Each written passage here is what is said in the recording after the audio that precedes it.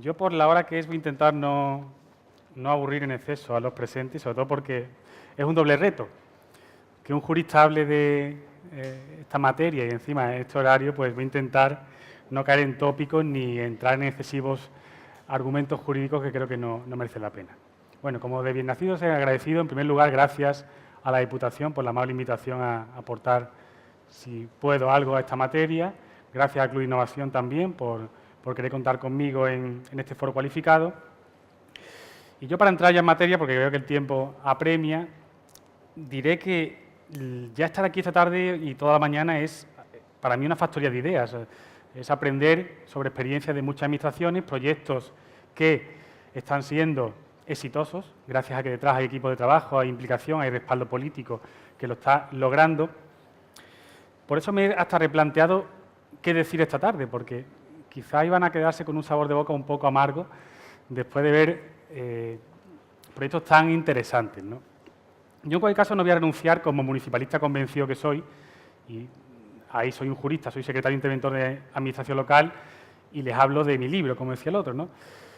Yo diré como contexto general de la situación, para referirme a la transparencia, que es sobre todo lo que yo voy a hablar, la Ley de Transparencia, Información Pública y Buen Gobierno. Ley que todavía no está aprobada, está en el Senado, pero que, según la previsión que tiene el Gobierno, antes de que termine el año, estaría aprobada. El 20 de diciembre parece ser que es la fecha estimada para que se apruebe esta norma. Esta norma nace en un mal contexto. Antes han hablado esta mañana del contexto. El contexto es clave para la vida y los efectos de una norma. Nace en una crisis económica y de valores, yo creo que desconocida, ¿no?, que nos ha obligado a todos a cambiar el rol que teníamos incluso en el funcionamiento de la Administración. También es cierto que si no hubiera esa crisis económica, quizá el problema de la corrupción no hubiese sido tan llamativo para la ciudadanía y hubiese sido la exigencia para que los partidos políticos pusieran en la agenda la Ley de Transparencia, de Información Pública y Buen Gobierno. Quizás es interesante decir que España es el único país de la Unión Europea con más de 1 millón de habitantes que no tiene Ley de Transparencia. Y además es el país número 30 en el índice de percepción de la transparencia. Estamos incluso, creo, detrás de México, ¿no? ¿Esto qué implica? Pues que, a título de curiosidad, como van a ver cuando lean la documentación que les he mandado, Dinamarca y Finlandia ocupan los puestos número 1 y 2. Y Suecia tiene ley de transparencia desde 1766. Bueno, yo lo apunto como dato. Luego, a partir de ahí, ya cada uno sacará sus propias conclusiones sobre por qué estamos donde estamos y quizás muchos de los problemas que tiene este país, tanto internos como externos, de cara a la opinión de otros países, sea el problema de la transparencia verdadera, no la transparencia a modo de fachada. Esto sí me gusta que sea transparente, esto no. Intentaré ir ordenadamente para transmitirle las muchas ideas que tengo en el tiempo que me queda, ¿no? Esta ley establece 3 patas. Yo voy a hablar de la primera: transparencia, información pública y buen gobierno. Yo me voy a centrar en la transparencia, que es la primera, sin perjuicio de que hablaremos un poquito de la información pública. La transparencia, ¿qué implica o qué desea? ¿Cuál es el leitmotiv que tiene la norma? Pues esta frase tan bonita que hay por ahí, que no es mía, que es conseguir una administración de cristal y un ciudadano opaco. Y queda muy bonito, ¿verdad? Bueno, pues esa es la misión de esta ley. Ese es el anhelo que tiene la ley a la hora de regular la materia de transparencia.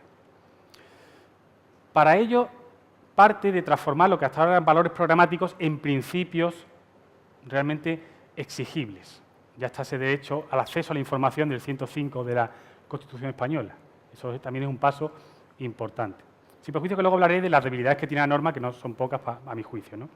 Entonces, es clave que haya una política activa de transparencia, porque evitará tener que acudir al segundo escalón por parte del ciudadano, que es la petición de información.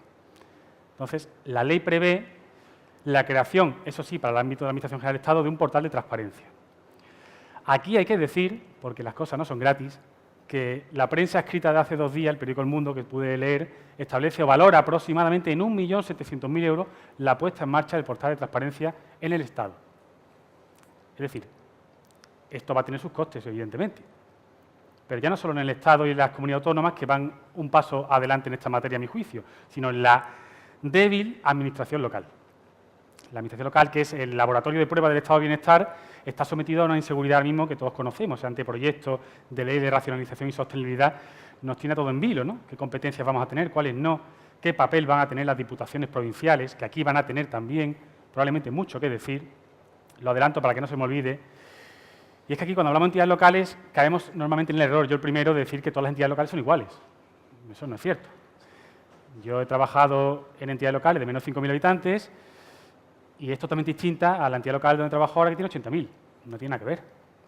Son dos planos totalmente distintos. Y este dato es muy importante, el 80% de los municipios de este país tienen menos de 5.000 habitantes. Esa es la realidad municipal, la general. Y esa realidad municipal rural tiene una brecha digital muy importante también. Y tiene unas limitaciones de personal, económica, que va a suponer también un problema a la hora de aplicar esta norma. De ahí, por eso lo adelantaba, que probablemente las diputaciones provinciales van a tener que auxiliar a modo de salvavidas a estas pequeñas entidades locales porque no van a tener medios para llevarlos a efecto en sus justos términos. Es cierto que el legislador, como se olvida en esta ley, una crítica que yo hago del ámbito local, pues no articula convenios en esta materia, sí establece medidas para las comunidades autónomas, pero para el ámbito local, como siempre, la Cenicienta, que queda ahí un poco olvidada. También es cierto que de la primera redacción del anteproyecto hasta ahora ha habido modificaciones que van a facilitar la aplicación de la norma, como luego diré. Pero no dejo de ser crítico, para eso también estamos aquí, un poco para plantear problemas futuros en las dificultades que va a tener la aplicación de esta norma en el día a día de los ayuntamientos. Esto es una cuestión que la Diputación tendrá que analizar en el seno probablemente de un equipo para ver cómo auxilia y pone en valor todos estos principios que se establecen, ¿no? Porque transparencia, información pública y buen gobierno. Ya existía en 2010 la declaración de la FEIN, la declaración de buen gobierno, ya preveía estas medidas, esto no es nuevo tampoco, ¿eh? Esto ya lo establecía y la gran mayoría de ayuntamientos se han adherido mediante acuerdo pleno a este código de buen gobierno. Incluso la declaración de gobierno abierto de septiembre de 2011 refuerza estos principios de transparencia y de información. Es decir, que ya es un tema, aunque parezca que es nuevo, novedoso, no, esto llevamos ya un tiempo trabajando sobre estos principios en el ámbito local, ¿no? Lo que implica, además de esta nueva ola de transparencia, el que una vez que la ley esté en vigor va a ser un tsunami en las clásicas relaciones, como yo digo, de ciudadano-administración. Porque esta ley nace bajo mi punto de vista de los conceptos de la nueva gestión, o los teóricos de la nueva gestión pública. Aquí hay una evolución de la clásica visión burocrática weberiana de la administración a esta nueva administración que parte de otros principios no tan jerárquicos, sino más colaborativos, más de redes, salvando la clásica visión burocrática. Esta ley nace con esa idea. Es cierto, como dice Manuel Zafra Víctor, que a veces para tener un caballo pues hay que pensar en un camello, ¿no? Y al final te quedas con ese camello porque no puedes aspirar a máximos. Probablemente esta ley no va a poder llegar a los máximos que aspira. Pero bueno, no por ello hay que dejar de recibirla positivamente en el sentido que ahora mismo no hay nada. Y por lo tanto, todo mejor que nada siempre será algo que valorar, ¿no? Amplía y refuerza la transparencia, como decía, regula y garantiza, dice la norma, el acceso a la información. Cierto es que no es derecho fundamental, por lo tanto ya hay muchos críticos diciendo que el legislador español podría haber dado un paso más valiente y haber configurado como un derecho fundamental esta petición de información, ¿vale?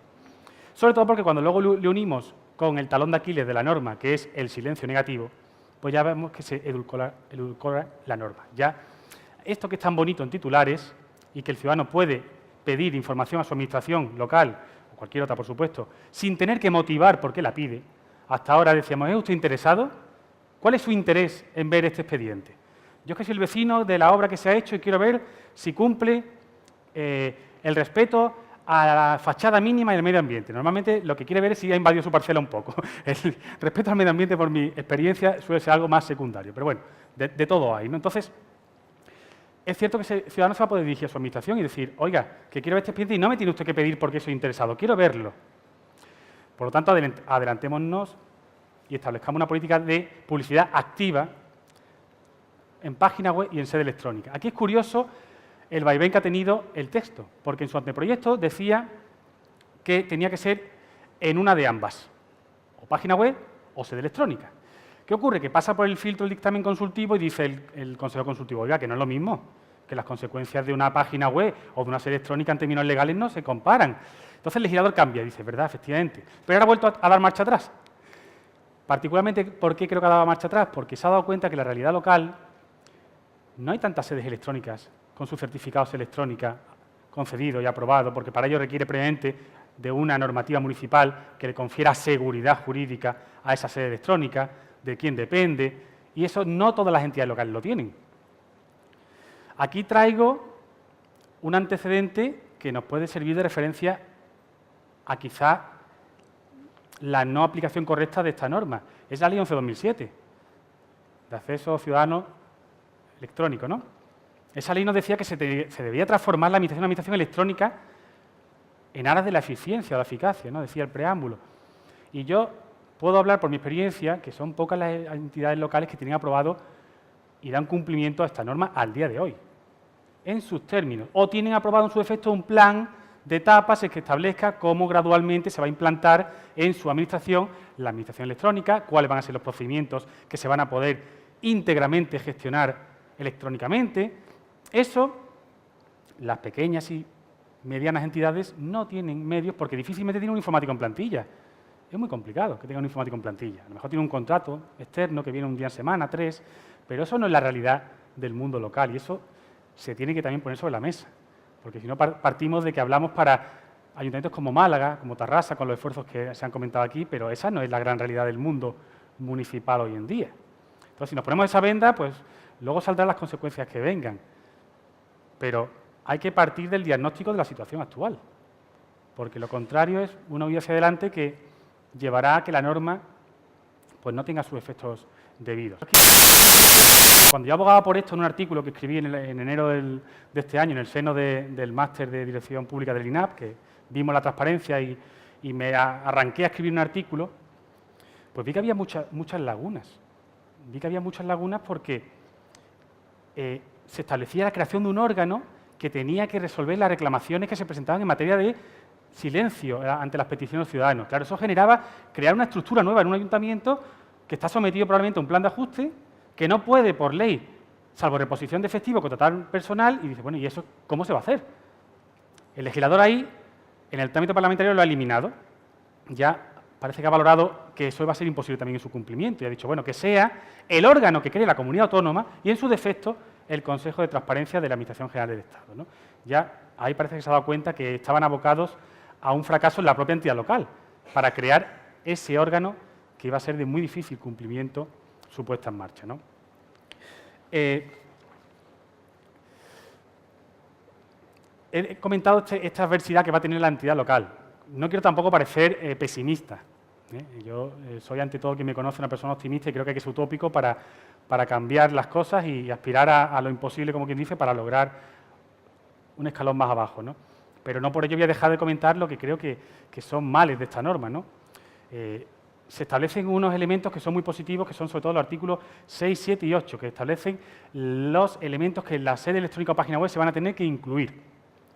Información de índole organizativa, el ayuntamiento va a tener que establecer de quién depende la resolución de petición de información. Parece razonable que sea la alcaldía o esas concejalías de participación ciudadana que están cogiendo tanto contenido últimamente. Se debe decir la página web es eso, quién es el responsable, el perfil profesional de esa persona, todo eso se va a tener que decir la página web, así como incluir los planes y programas que se hayan aprobado en materia tan variopinta como puede ser administración electrónica, transparencia o cualquier otro, porque verá que la norma no lo circunscribe. Esto creo que no es muy difícil de cumplimiento, pero luego si seguimos defendiendo y vamos al artículo siguiente, ya empezamos con las obligaciones jurídicas. Está muy bien.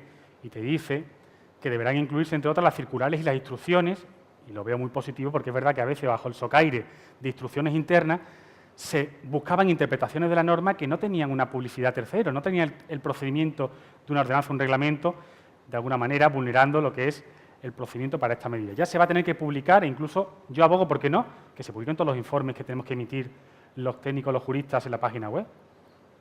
Yo no veo ningún problema. Es más, yo creo que nos da garantía a todos, a la autoridad política y al funcionario que emite ese informe. Yo sé que habrá quien me diga, bueno, ¿y los datos personales? Bueno, los datos personales se pueden disociar, no hay ningún problema.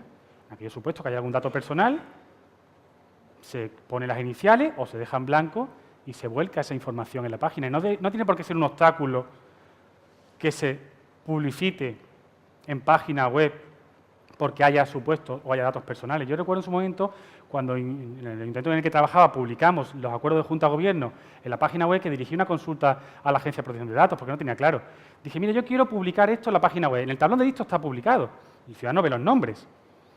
¿Lo puedo publicar aquí? Me dijo, no. Digo, uy, qué cosa más curiosa, ¿por qué no? Es que Internet no es medio de pública difusión. Ah, vale, no es boletín oficial electrónico, pero ¿y cómo lo puedo hacer? Pues disociando datos. Se ponen las iniciales, J tal tal, o evidentemente quitar direcciones de calles que puedan identificar a esa persona. Trata uno de proteger ese relevante derecho que efectivamente está constitucionalmente protegido y en la orgánica que lo desarrolla. Pero no por ello vamos a utilizarlo como coartada, bajo mi punto de vista, o excusa para no poner datos, porque podemos vulnerar datos de carácter personal. Yo creo que hay que innovar. Esta mañana también se ha hablado mucho, ¿no?, esos innovadores o intrainnovadores en la Administración. Hay que valorar también ese maridaje técnico-jurídico de gente que quiere innovar y que quiere subirse a esta ola. Que esta ola, como yo digo, nos va a pasar por encima. Aquí hay dos opciones. O disfrutas de ella y la manejas y hasta la puedes controlar, o te pasa por encima. Esa es una realidad que tenemos en el mundo local y en las entidades. Aquí no se puede dejar o no se puede desaprovechar esta ocasión porque el ciudadano y la Administración pública y el Gobierno requiere de utilizar elementos de conexión para que vuelva a confiar en sus instituciones. Porque es que la realidad es que hay una crisis institucional. Esta mañana veíamos los elementos de las valoraciones y el Parlamento no llegaba a 5 puntos y otras instituciones como el Poder Judicial tampoco. Esto es un riesgo muy elevado.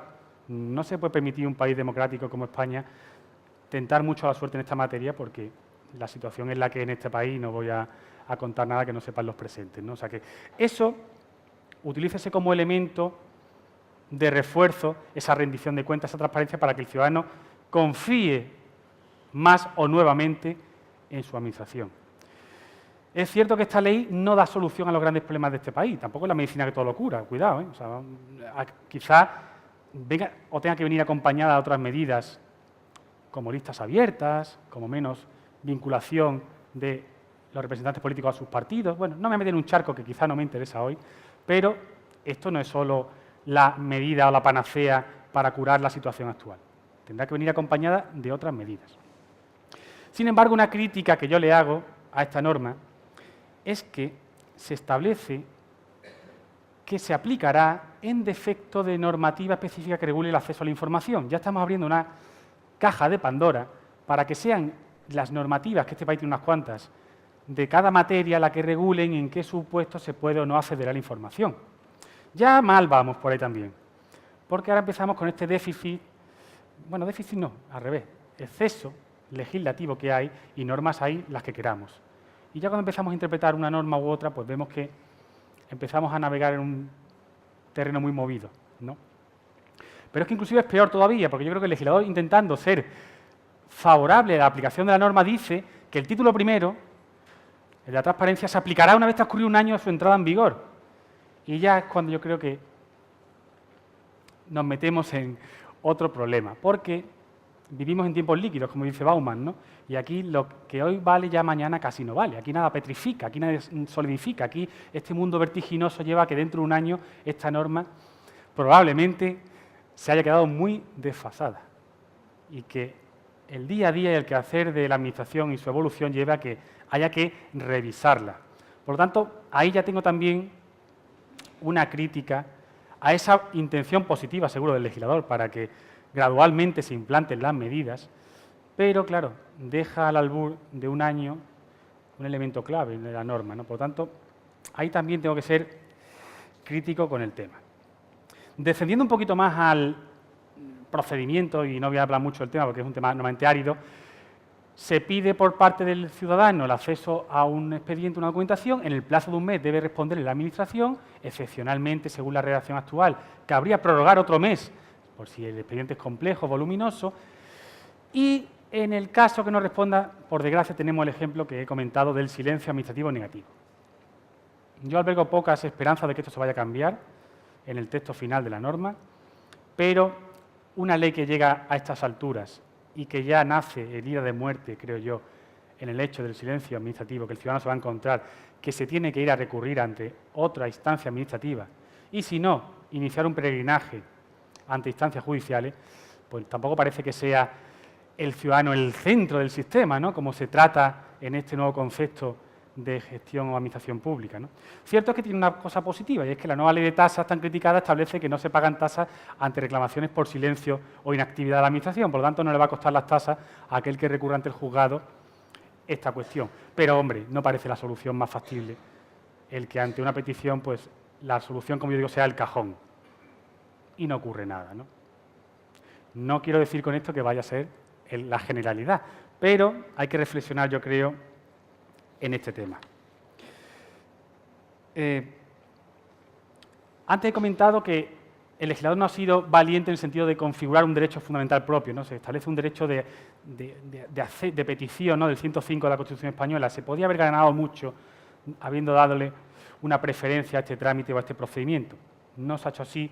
Bueno, habrá que intentar con los mimbres que hay hacer el efecto, pero no deja de ser algo, bajo mi punto de vista, también criticable esta medida. Y también, por último, porque el tiempo ya veo que me apremia, hay dos artículos que vienen a también suponer una espada de Damocles a este acceso a la información, que son las excepciones, el 11 y el 15. El 11 establece materias muy generales y no está concretado, ¿no? La seguridad nacional, procedimientos sancionadores administrativos. Esto ya empieza a generar también límites que estarán al albur del intérprete de turno. Bueno, si se hubiera podido establecer pormenorizadamente unos criterios que le hubieran dado más seguridad y menos discrecionalidad, pues también hubiese sido positivo o es positivo. Quizás está a tiempo todavía, dentro de las 269 enmiendas que se han presentado en el Senado, a que haya algunos cambios en la materia. Yo, en cualquier caso, pues no sé si al final, la próxima vez que hablemos, esto será una realidad. Y la última excepción que hay es la de los datos de carácter personal, como os comentaba, ¿no? Que esa está en el artículo 15. Ahora bien, la propia norma aquí sí ha sido muy inteligente. Ha dicho, bueno, si hay datos de carácter personal, parcialmente accédanse a los demás. Se disocia los datos y, mediante resolución motivada, se concede al ciudadano el acceso a esa información que está solicitando. Solicitud de acceso que debe ser gratuita a la entrega, como dice la normativa, preferentemente por medios electrónicos, ¿de acuerdo? Se trata también, por parte del legislador, de evitar algunos casos que hemos leído en prensa escrita de que un ciudadano reclamaba la información de la vivienda que había construido su vecino y le decía al intento, sí, pero pago las tasas 60 euros. Oiga, pero bueno, ¿esto qué es? Cuando incluso en este caso decía el ciudadano que lo que habían era copiado un artículo de la norma subsidiaria del plan general, no sé lo que era, y lo habían transcrito en un informe.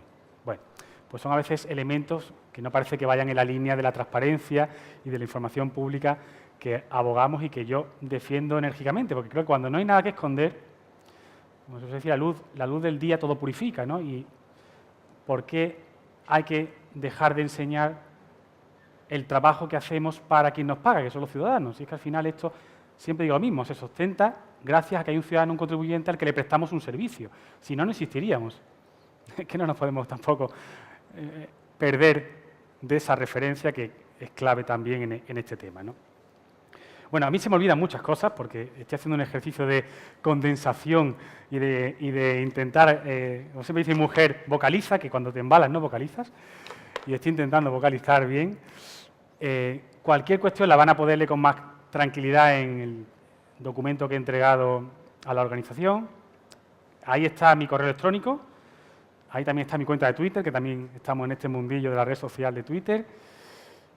Y me someto, tanto aquí como en otros contactos posteriores, pues a sus críticas, sus sugerencias, a sus preguntas o a lo que estimen oportuno. Y muchísimas gracias por su atención.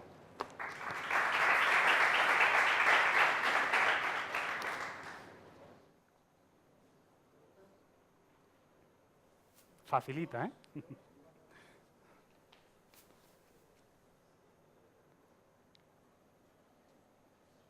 Regular.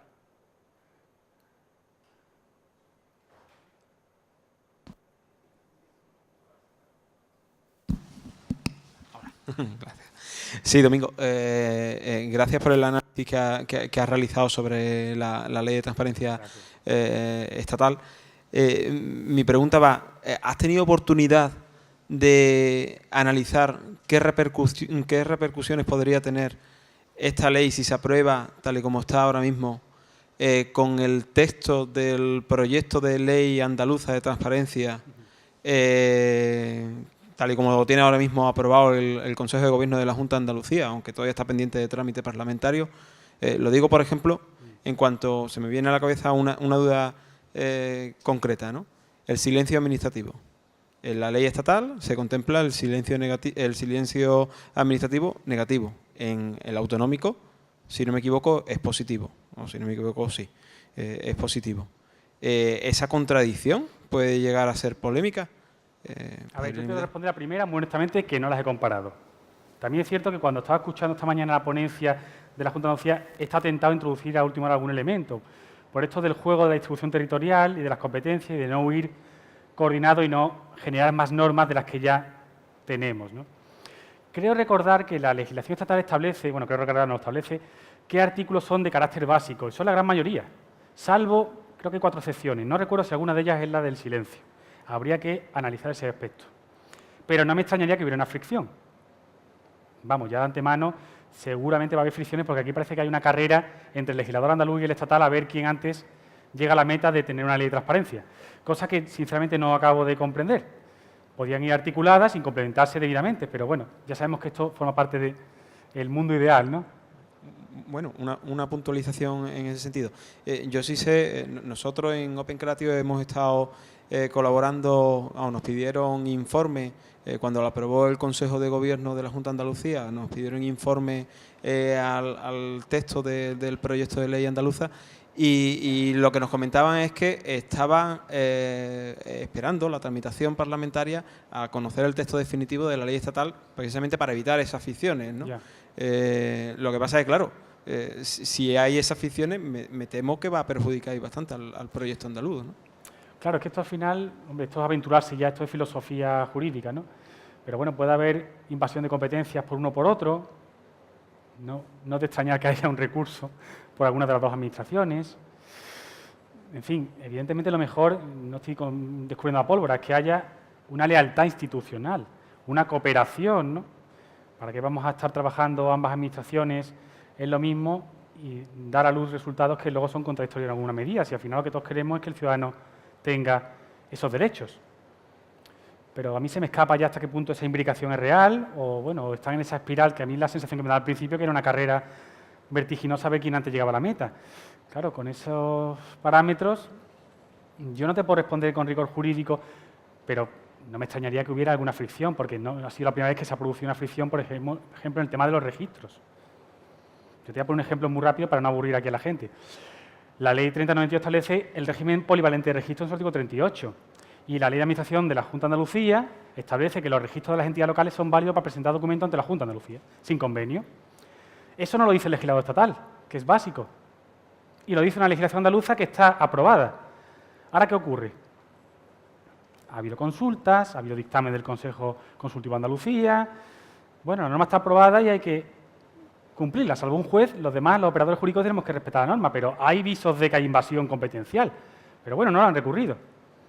Y de estas, pues, se van produciendo y vamos buscando soluciones los operadores locales para que al final haya una armonía, que no es siempre sencillo y fácil de lograr, la verdad.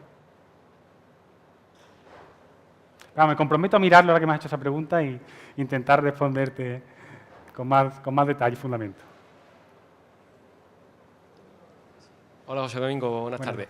Pues en primer lugar quería hacer una reflexión con respecto a lo que hemos escuchado esta mañana y lo que tú has dicho, ¿no? Esta mañana hemos visto cómo, de alguna manera, se plantea la tecnología como una forma de ejercitar la transparencia y se plantea como si fuera el valor en el ejército que se presupone.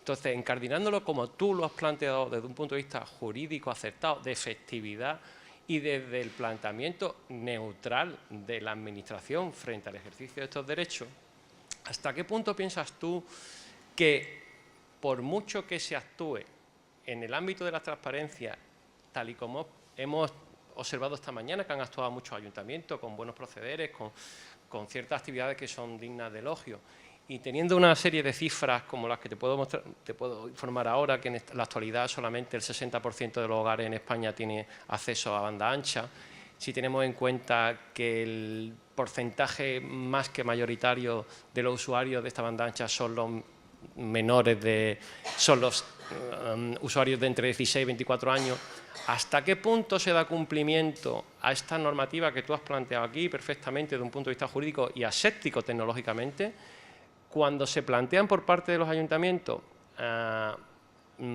actividades de transparencia que no pueden ser efectivas, que hay una brecha digital obvia y que va a haber y que hay ciudadanos de primera clase y de segunda clase? En ese ámbito, en ese contexto, en ese gap, te pregunto que si crees que se da cumplimiento con el simple hecho de hacer una página web, que tenga acceso todo, no que tenga acceso todo el mundo, que tenga acceso a la información que se determine por parte de las normas que tú muy bien has explicado y de la forma más adecuada, y que en cierta medida, ¿cuál es tu valoración de eso?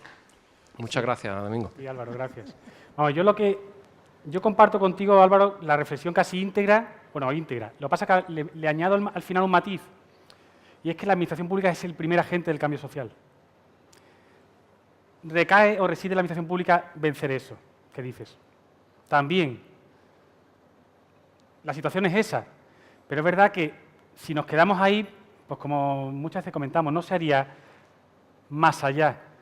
Es cierto que esa realidad está, pero también es cierto que la entidad local, la más próxima al ciudadano, se va a tener que batir el cobre en mejorar esa situación o vencer esas inercias, aunque luego habrá batallas que no va a ganar. Hay sectores de la población que sabemos que no van a entrar en la página web para ver el presupuesto desglosado. Eso lo sabemos, pero bueno, eso no quita que haya que intentar dar el mayor número de datos desgranados, ya incluso masticados a nivel de porcentajes para que el ciudadano diga, bueno, ¿cuánto se ha gastado más en personal respecto al año pasado a este, no? Por eso digo que no es por ser políticamente correcto, que comparto tu reflexión plenamente, pero que creo que nos tenemos que exigir un poco más. Y lo leí hace un tiempo y me gustó mucho, ¿verdad? Es el primer agente del cambio social en la administración. O sea, esta mañana han hablado de no puede haber una sociedad excelente sin una administración virtuosa y un ciudadano responsable. No, esto es un juego, es una red. Y al final, ese feedback enriquece a todos. Ahora, ¿quién está antes? Pues bueno, quizá la administración pública tiene ese deber de actuar en pos del interés general, ¿no? Entonces, bueno, pues tendrá que tirar del carro con los medios que tiene. Sí. Bien, ya, gracias, Domingo.